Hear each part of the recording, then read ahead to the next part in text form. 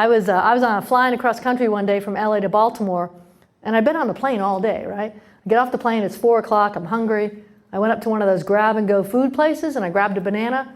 I've been on the plane all day, all I had was a 20, but I'm thinking, it's 4 o'clock, so you gotta have change, right? I handed the 20. She looks at me, she looks at the 20, and she looks back at me, and as snarly as she can be, she goes, "What do you think I'm gonna do with that?" Now, my sarcastic voice had an idea.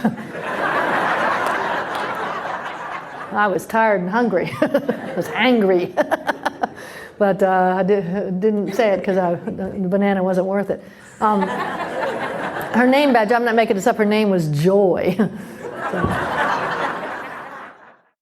One of my biggest problems is that I have a bad memory. Yeah, about 15 years ago, I showed up to a comedy club in Ohio to start my week, and they had a pre-show singer doing some songs, and he was like doing an hour before the comedy show started. Now, I'd never heard of this guy, and right as I walked into the room, he announced that he was doing one of his original songs. When he started singing, though, I thought, this guy is full of crap. That's a Four Tops song. After he finished up and got off stage, it turns out I was wrong. The guy was one of the original Four Tops. We ended up talking after the comedy show, and we really hit it off, so we met for lunch the next day. Now, I wish I'd taken notes because I can't remember his name. Yeah, I've looked at the original members, and none of them ring a bell. All the pictures I've seen are of younger men, and this guy was older, plus I just can't picture him. But the lunch was great. We talked for a couple of hours, and he had these really great stories about being friends with the Rolling Stones and partying with them while they were in town. Yeah, he also knew Stevie Wonder and Sammy Davis Jr. It was just an awesome lunch that I'm kicking myself for not remembering or writing down details. He also talked about how so many early singers like himself got cheated out of money from the record company. He told me now that he doesn't even care about fame, it's all about the money. Now, I've never been good at recognizing celebrities, and I bet I've walked by a ton of them at LAX airport and not noticed at all. Yeah, once I did see Richard Simmons, the exercise guru, and yes, he does wear those tight pink shorts everywhere, including the airport. He raced by me one day in the Southwest Terminal.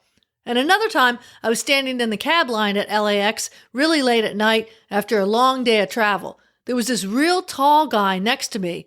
I looked at him, but I didn't pay any attention to him until one of the cleaning guys ran up yelling, "Lou, Lou, Lou!" Turns out he was Lou Ferrigno, the Incredible Hulk. Yeah, he and I looked at each other and laughed. I think he gave the cleaning guy an autograph, but I just nodded at him to let him know that, I'm not going to bug you. I also ran into a famous guy in a McDonald's in North Carolina. The only reason I recognized him was that he had just been on The Tonight Show a couple nights earlier. I can't remember his name, though, but I can see his face. He was a character actor that you would recognize, but he was there with his kids, and no one in McDonald's noticed who he was. He and I looked at each other for a minute, and I just laughed to let him know that I was not going to say anything, but I wish I could remember who it was. My takeaway from this is start a journal now.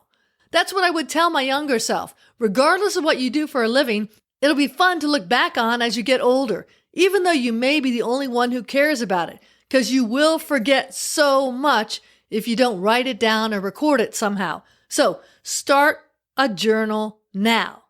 Seriously. That's it for this episode.